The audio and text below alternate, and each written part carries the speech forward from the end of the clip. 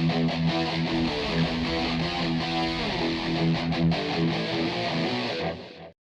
guys, Ronan Reaper here, just about a quick little review. So, No Time to Die is upon us, but a year and a half later, still can't believe I just said that. It feels like only yesterday that they announced the first delay due to COVID, and literally everything else went with it. But, but it's been a year and a half. Obviously, in that time, anticipation, you know, has built, kind of almost gave it a mythic status as the possible savior of cinema. Because in that time, the trailers were played constantly at the cinema. If it wasn't Bond, it was Top Gun Maverick. Possibly both if you're lucky. But incidentally, the Top Gun trailer was played at my screening of Bond. May cannot come soon enough. It just so could stop playing that trailer, or Paramount, please just release a new one. But yeah, we're here now.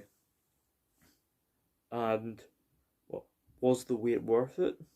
Well, absolutely, it was. It was such an amazing experience.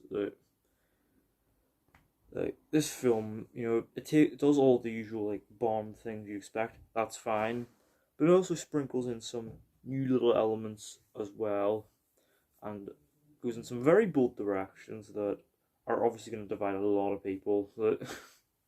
So it's be interesting to see how this plays, in the US next week. Uh, as for the rest of the film, really, really stellar stuff. Visually, it is stunning. There's some great big, gorgeous landscape shots and beautiful locations. They're captured brilliantly. And Kari Joji Fukunaga, I think I'm saying that right, directed this extremely well. Versus the opening he directed brought a horror tinge to it, and you just have to see for yourself on the biggest screen possible, preferably, because it is stunning stuff. The score as well by Hans Zimmer is really good. Doesn't sound the usual Zimmer-esque tones. Instead, feels like Hans Zimmer took a classic Bond score and ran with it. It's great. And the visuals and the score complement the action scenes really well, and it makes it feel very big, very exciting. That added element of brutality, still enough to get away with 12A rating, but there's some brutal stuff here. There's an arm break. Obviously, people get shot a lot. But overall, the action scenes feel very big and exciting because of it, and it makes for a really rewarding experience. As for the story elements, well, first of all, we've got Bond as a character who, the film explores his emotional side a bit, as well as obviously making him the Bond we know and love. And the Daniel Craig Bond films are at their best when they explore Bond's vulnerabilities and let him grow, let him change as a character. Like Casino Royale, obviously, an inexperienced Bond, and Skyfall, a Bond who's been out of action for a bit and, is not quite the experienced veteran agent he used to be. And here, again, we have Bond out of action for an extended period of time, and he comes into the fold as the world is changing around him, and that's all I'm going to say in that regard. But to avoid spoiling things, because there are some big surprises here that you just have to see. And of course, Daniel Craig plays it very well once again.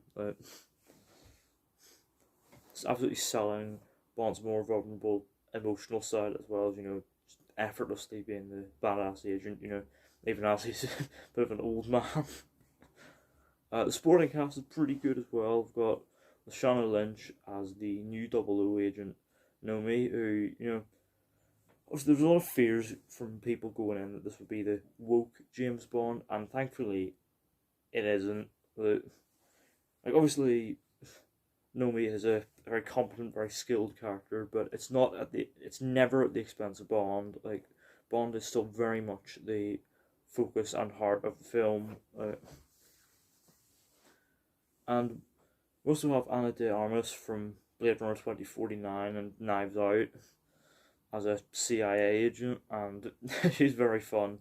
I always wanted more of her just because she was a very fun character. You have to see her for yourself. Obviously the sidelines, populated by M, Q, Moneypenny, the usual characters. But the villain is where things get interesting. Rami Malek does a good enough job playing him. He's given a fine performance, making him a somewhat compelling character. The slightly creepy horror undertones to him. He's very good presence, but I couldn't help but feel I have some questions about his character within the narrative of the film. I'm not gonna kind of say anything about it because you just have to see for yourself. You'll understand without me even telling you. But overall, No Time to Die is a suitably big, exciting, and bold end to Daniel Craig's time as Bond. This is a great film that you just have to see on the big screen to really experience it. It was well worth the wait, and to be honest, I think this is just overtaken Nobody as my favourite film of the year. I did not expect it to be this good, and overall I'm going to give it a 9 out of 10. So yeah, those are my thoughts on No Time to Die. Let me know down in the comments, have you seen it? What did you think of it? Preferably without getting into spoilers for those that haven't seen it. Who's your favourite James Bond? What's your favourite of the Daniel Craig Bond films? I know for a fact that this film was just shot up at the top of my list.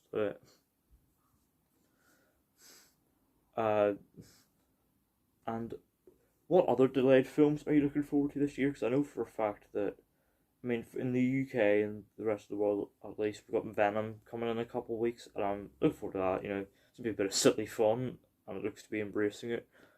And obviously, in a few weeks as well as Dune, my most anticipated of the year, which should hopefully be a big epic, and it's probably going to give Bond a bit of competition.